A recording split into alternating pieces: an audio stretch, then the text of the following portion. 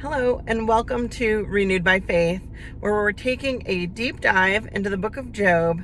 Today we're looking at chapter 3, and we're picking up where we left off in chapter 2, where Job's friends had come to sit with him for 7 days in mourning, and now Job speaks. So let's just dive right in. Chapter 3, Job speaks. I'm using the NIV version. After this, Job opened his mouth and cursed the day of his birth.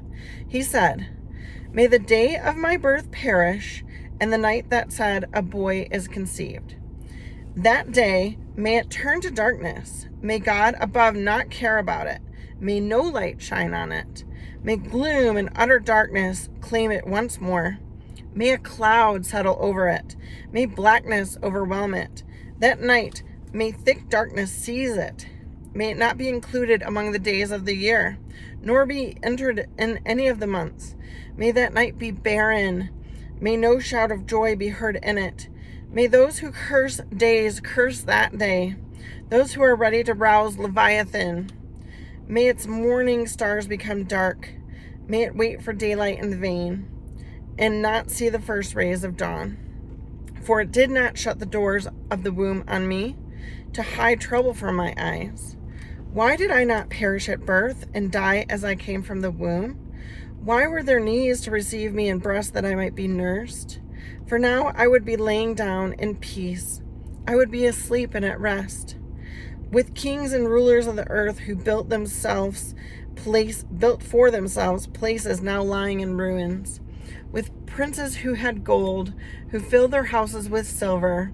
Or why was I not hidden away in the ground like a stillborn child, like an infant who never saw the light of day?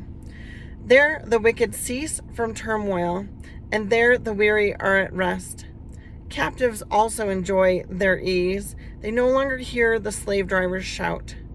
The small and the great are there, and the slaves are freed from their owners. Why is light given to those in misery, and life to the bitter of soul, and to those who long for death that does not come, who search for it more than hidden treasure, who are filled with gladness and rejoice when they reach the grave? Why is life given to a man whose way is hidden from God, whom God has hedged in? For sighing has become my daily food. My groans pour out like water. What I feared has come upon me. What I dreaded has happened to me. I have no peace, no quietness. I have no rest, but only turmoil." So this is a lament, right? Job is now finally, it's catching up to him what has happened, right? Now that not only has he lost his children, lost his wealth, now he's lost his health, and he is absolutely miserable in his own skin. And so he is now cursing the day of his birth. He is saying exactly that. Cursed is the day of my birth. May the day of my birth perish, right? And so he's regretting being born at this point. And understandably so, right? He's suffering. He is in just absolute anguish over what's going on. He's had 7 days to sit and think about it, face to face with his friends, and he's upset, right? And so we've all had these moments, right? We're like, oh man, why me, right? And why do I have to go through this? And it sucks to even be alive. And he's really struggling, right? And so when he says that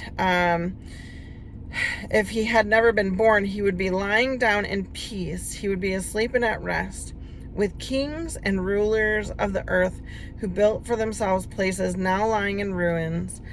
Why was I not hidden away? So why wasn't he dead? Why wasn't he in heaven, right? Where he would have a kingdom and everything he would have peace and he would have rest, where he doesn't have that right now in his suffering.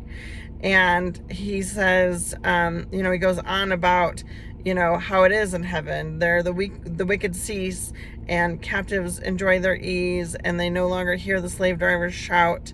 and the small are great there, and the slaves are freed from their owners. Knowing that right now he's a slave to the anguish that is overcoming him, right? And then he says, why is light given to those in misery and life to the bitter of soul?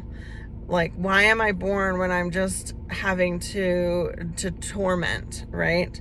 And it says, why is life given to a man whose way is hidden, whom God has hedged in? So he's questioning that he's saying God is hedged in, like he knows that he was protected by God and his way was hidden, right? So I think he's coming to a bit of a realization that God had his hand upon him. And so again, he just continues to lament and complain. He says, what I feared has come upon me. What I dreaded has happened to me. So he obviously always dreaded that something major would happen to himself, that he would be sick, that he would be ill, that he would be in pain and suffering. And so now he's at his absolute worst. And he says he has no peace, no quietness, no rest, only turmoil. So again, he is upset.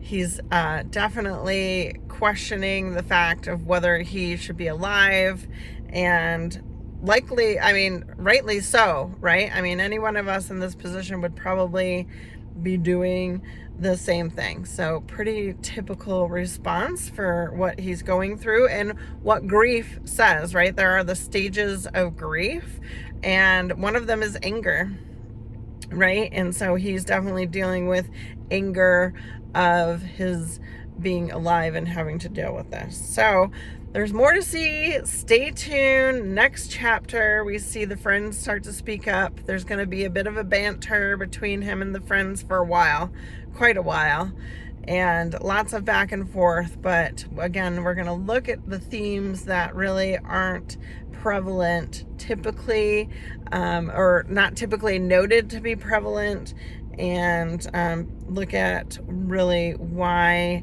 Job is in the position he's in. So stay tuned. Next time, chapter 4. Thank you so much. God bless you. Have an amazing and blessed day.